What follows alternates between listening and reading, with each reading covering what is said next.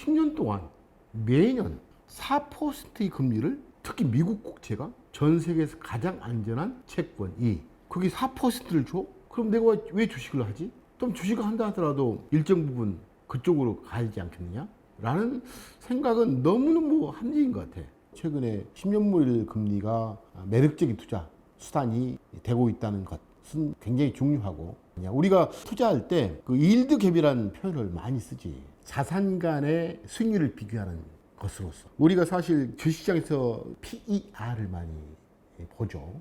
PER은 내가 얘기했다시피 내 투자한 원금을 얼마 기간 동안 있어야지 현재 나온 수익으로 회수할 수 있을까라는 개념적 정의라는 측면에서 봤을 때 지금 1조 원을 투자해서 매년 1,000억을 본다면 PR이 10이에요. PR의 개념은 그거죠. 1조를 주고 샀는데 현재 매년 2,000억씩 번다면은 아마도 5년 걸리니까 PR은 5로 해석할 수 있고, 또 이 개념은 거꾸로 수익률로 환원할 수 있어. 내가 1조 원 투자한 돈으로 매년 1,000억을 벌어서 PR 10이 나왔잖아요. 근데 1,000억 나누기 1조 하면 10%.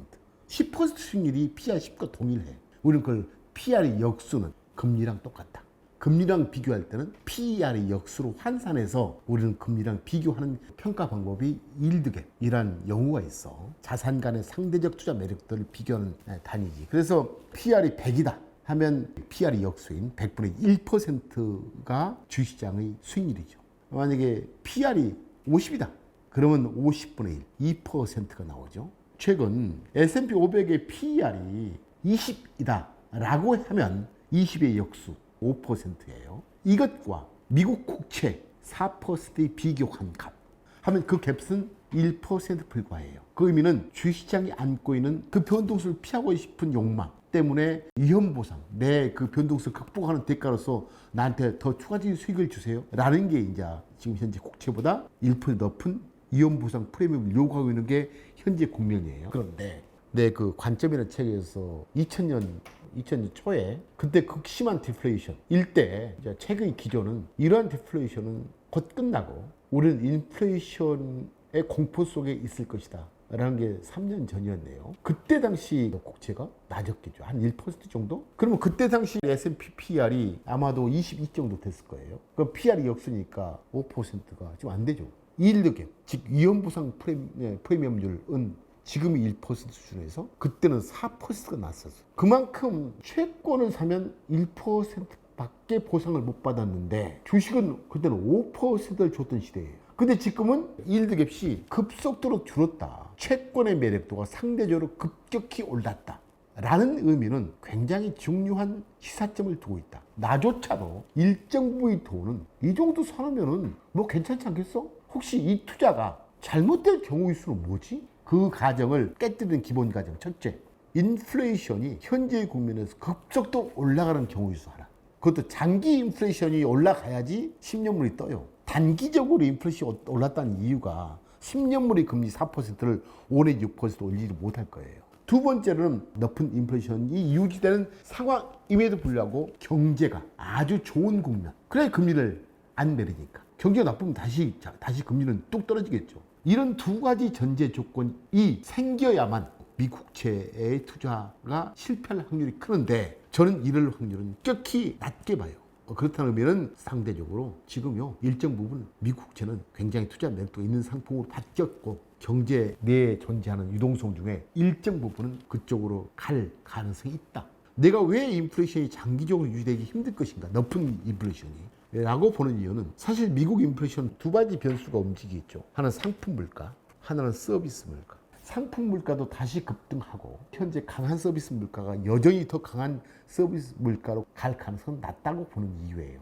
그 보는 이유는 뭐 유가가 굉장히 중요한 영향을 미치는 게 상품 물가인데 그 부분에 있어서 저는 재생에너지의 등장이 그리고 재생에너지의 그 효율이 저는 유가가 오르기 힘들다. 그렇다면 상품 물가는 그렇게 인플레이션을 잡을 만큼 강한 강도로 유지되기 힘들다고 생각해요. 유가를 보는 여러 가지 견해가 있죠. 다만 문제는 저는 유가를 설명하는 변수로서 재생에너지는 굉장히 중요한 요소이고 우리나라뿐만 아니고 전 세계적으로 폭염이 날려도 왜 전기 줄이라는 말을 안 치? 그 의미 또한 되새겨 봐야 한다. 발전소의 설치가 없음에도 불구하고 왜 우리는 그런 현상을 목격하지 못할까? 알게 모르게 발전소를 대체하는 또 다른 뭔가가 있지 않겠는 의심 속에서 저는 재생에너지를 끊임없이 얘기하는 거예요. 낭비되는 재생에너지를 담아낼 수 있는 이 에셋의 저장은 유가를 안정화시킬 근거가 되고 서비스 물가를 저는 강하게 봐요. 다만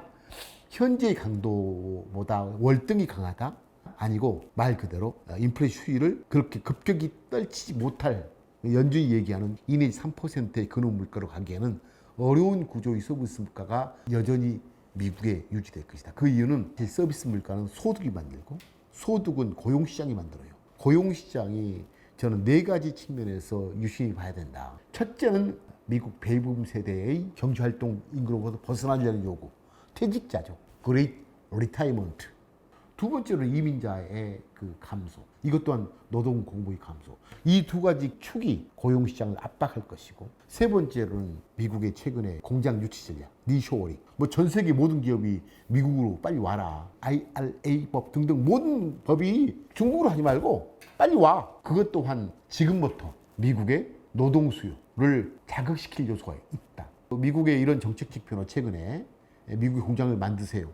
라는 정책적 변화에 대한 효과가 고용시장에서는 금년 하반기부터 공장을 뭐 지어야지 노동수요가 만들지 않겠어요? 그러면서 동시에 서비스 산업에 대한 복원, 코로나로부터 해방되려는 서비스 산업에 대한 최근에 고용도 사실 호텔, 숙박 그쪽에서 많이 늘어나잖아요. 이 4가지 요소를 본다면은 이러한 고용시장은 타이트한 것은 계속 유지될 것이고 이게 소득을 유지하고 시간당 인건비를 올릴 것이고 그리고 실업률은 3.5%에서 또는 그 이하로 떨어질 가능성은 충분히 있다.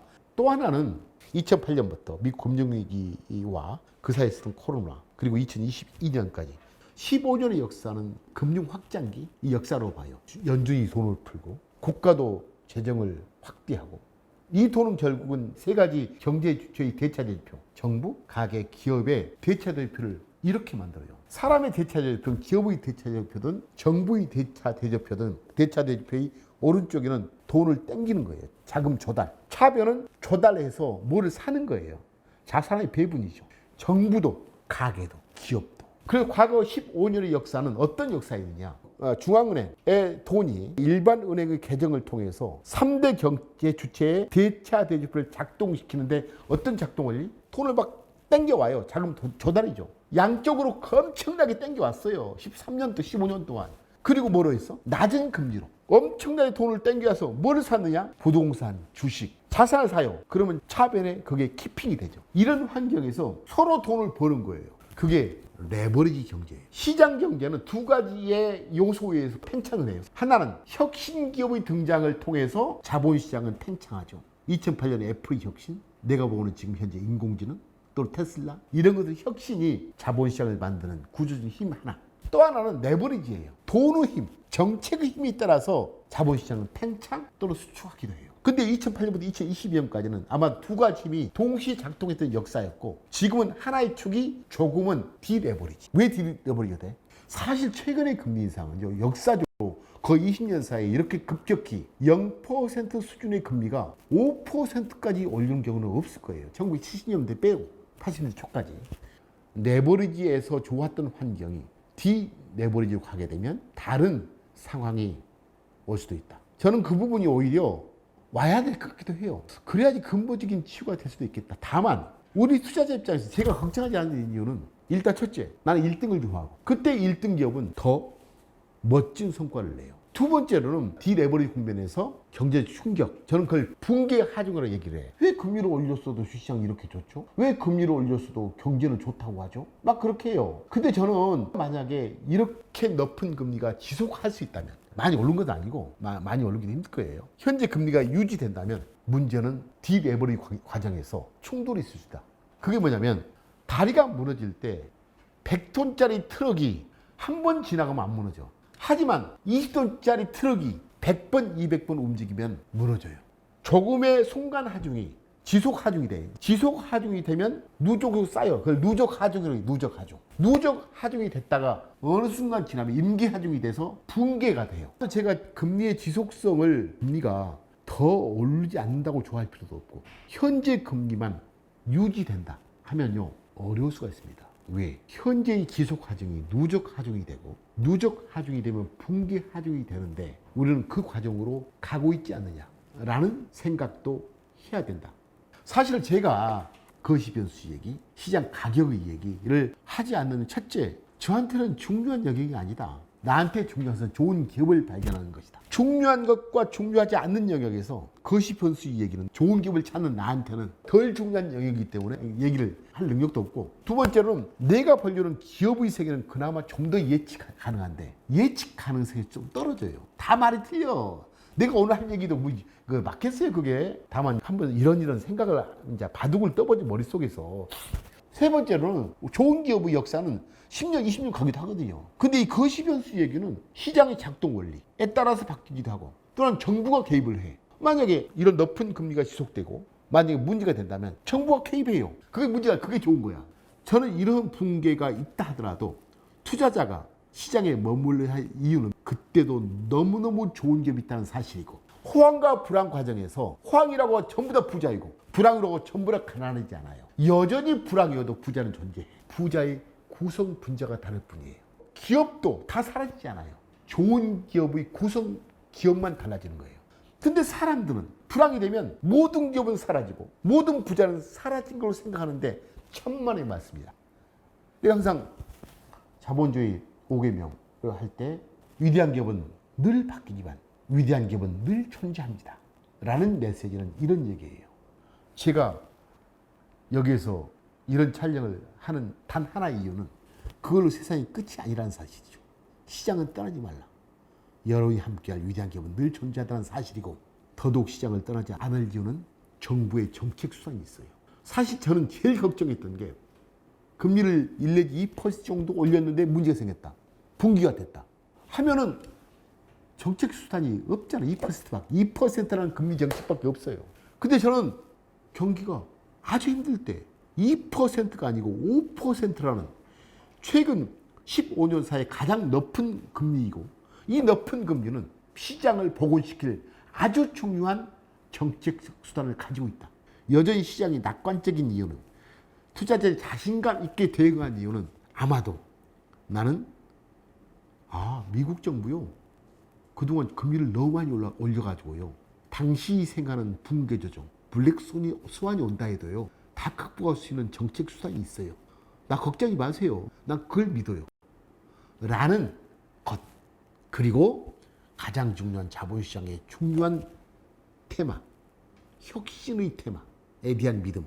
이 두 가지가 주시장에 강한 역동성을 발휘하고 있다. 사실 안전한 자산은 존재하지 않지만 상대적인 개념이에요. 저는 미국 경제에 대한 건강성을 믿어요. 자본주의 시스템은 가격이 수요 공급을 만들고 수요 공급이 가격을 만드는, 그래서 사회적 자본이 잘 배분되는 시스템이에요. 그런 점에서 미국처럼 그런 시스템을 갖고 있는 나라가 없다는 것. 두 번째로는 그 노동시장에 대한 유연성 또한 같은 범주죠. 그리고 그 전 세계 그 플랫폼 기업을 다 장악하고 있다는 사실. 기업, 정치, 노동시장에서 미국만큼 강한 그리고 유연한 조직을 갖고 있지 않다. 그래서 미국 국채가 그 약해지기 위해서는 다른 대안이 존재해야 되는데 그 대안이 눈에 안 보여요. 이번 기회에 혹시 제 틀리는 얘기, 거시변수, 저도 맞는 얘기는 아니고 그런 상황이 오면 여러분은 믿으세요. 자본시장은 늘 1등은 바뀌지만, 위대한 거 바뀌지만 늘 위대한 기업은 존재한다는 것. 그래서 일단은 좀 부채를 좀 줄이고 이상한 주식에서 좀 빠져나오고 소문에 익숙한 주식과 좀 멀리하고 여러분께는 부자들이 참여할 수 있는 티켓을 얻을 수 있는 시장이 될 것이다 라고 생각합니다.